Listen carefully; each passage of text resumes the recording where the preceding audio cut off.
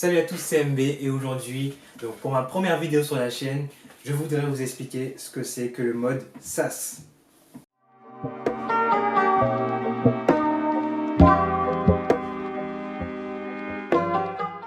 Alors, pour commencer, j'espère que tu vas bien. Ici, on va principalement parler de le mode SaaS. Alors, SaaS, en français, donc c'est logiciel en tant que service. En anglais, c'est Software as a Service. Excusez-moi pour mon anglais, hein. Bon, c'est pas grave, je ne suis pas anglophone. Ce qui m'intéresse, moi, c'est vous transférer ce que je sais en français. Donc, un logiciel SaaS est disponible via ton navigateur, comparé à un logiciel traditionnel qui est disponible en le téléchargeant. Ok?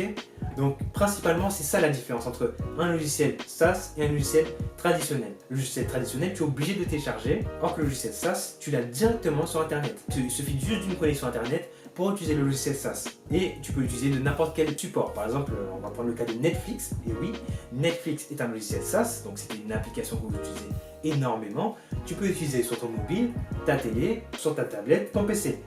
Or que si ça aurait été un logiciel traditionnel, tu n'aurais pu l'utiliser seulement sur une plateforme, donc ton PC, avec un autre code. Alors, les SaaS existent depuis 1960. À ce moment-là, bon, je vous le dis, hein, c'est pas des SaaS aujourd'hui comme on a comme Netflix, c'était des SaaS qui étaient coûteuses parce qu'au final, à cette époque-là, un ordinateur coûtait extrêmement cher. Donc les petites et moyennes entreprises ne pouvaient pas se permettre d'avoir un ordinateur comme ça chez eux. Ils étaient obligés d'aller dans un centre, utiliser des claviers et des moniteurs sans interface. Avec cela, donc, ils étaient reliés à un ordinateur central qui avait toutes les données. Premier test de SaaS, entre guillemets, à cette époque-là. Nous sommes dans les années 1970 à 1980. Maintenant, les entreprises s'intéressent au relationnel. C'est fini le transactionnel. Donc le transactionnel, c'était du one-shot avec son client. On cherchait juste à vendre. Et après, avec le relationnel, on cherche à pérenniser son client. Ok? Donc, ce qui se passe, c'est que maintenant, on a envie d'avoir plus d'informations du client et pouvoir faire en sorte qu'il reste le plus longtemps possible avec nous. Et pour cela, il faut avoir de la data. Et pour avoir de la data, il faut pouvoir la stocker quelque part. C'est là où on commence à avoir les premiers CRM de comptabilité, de paye pour les entreprises. En 1980 à 1990, les salariés pouvaient avoir chacun leur PC car le prix de l'ordinateur continuait à chuter. Vu que chacun avait son PC, il fallait créer un système. Et on commençait à avoir du coup des emplois vraiment réservés au réseau. C'est là où on pouvait développer plus d'applications et avoir plus d'informations utiles comme des données qu'on pouvait utiliser personnellement pour l'entreprise ou pour les clients. En 1990 arrivaient les logiciels préinstallés, comme les antivirus qu'on voit aujourd'hui. Mais ce qui se passe à cette époque-là, c'est que voilà, on a un ordinateur qui a que 512 MO, ce qui est très peu. On a déjà des logiciels installés, donc on perd en capacité de stockage. On voit que la solution SaaS est une solution miracle, qu'il faut l'utiliser parce qu'elle ne prend pas de données de stockage et on a juste besoin d'internet pour l'utiliser. Entre 1995 et 2000, on rentre dans la bulle internet.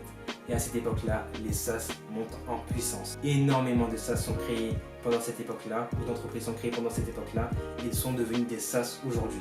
L'exemple parfait de SaaS qui a été créé pendant cette bulle internet, Salesforce. Alors, elle a été créée en 1999, qui est aujourd'hui l'outil de gestion de la relation client le plus populaire au monde. 55 milliards de capitalisation boursière en 2020. Dans les années 2000, énormément de services ont été créés. On arrive avec la fonctionnalité du haut débit, les mobiles, les sécurités internet. Maintenant, dans les années 2010 à 2020, j'ai envie de vous parler d'une SaaS qui a performé, qui est la première SaaS, qui s'appelle Concur. Concur est née en 1999 et c'est la SaaS à avoir dépassé les 60 millions de dollars de revenus annuels en 2014. Alors, la SaaS est l'une des 4 principales catégories du cloud computing. Cloud computing, des applications que tu peux avoir via Internet. Ne t'inquiète pas, tout est dans la description pour avoir les définitions, comprendre. Si tu n'as pas pu comprendre quelque chose, j'ai essayé de faire une description qui permet d'approfondir tes connaissances si besoin.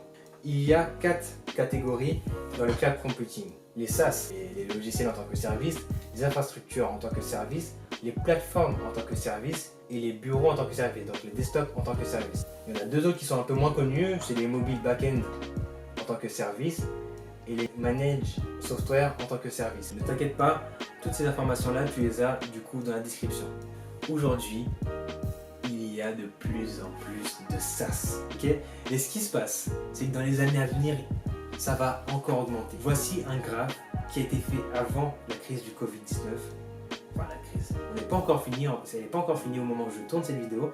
Donc, comme vous pouvez le voir, ça ne fait qu'augmenter. Le nombre d'entreprises 100% SaaS ne fait qu'augmenter. Avec la crise de Covid-19, on a vu qu'il y avait quand même quelque chose à améliorer. Donc ce qui se passe, c'est qu'il y aura forcément plus de SaaS parce qu'on va partir sur des logiciels qui sont disponibles où qu'on soit et qu'on ne soit pas forcément obligé d'être au boulot. Comme on vous l'avait expliqué avant, avant c'était comme ça, avant il fallait être au boulot pour avoir accès à des logiciels. Maintenant les logiciels doivent être de plus en plus SaaS parce qu'il faut s'adapter au monde de demain, c'est ce qui va forcément se passer. Ce graphe-là a été fait avant la crise du Covid-19.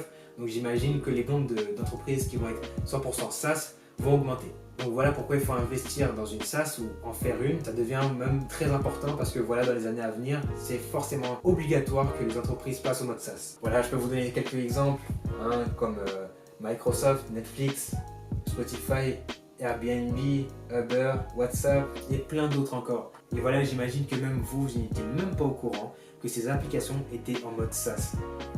Alors, on arrive à la fin de la vidéo. J'espère qu'elle vous aura plu. N'hésitez pas à lâcher un commentaire, un like, vous abonner, activer la cloche.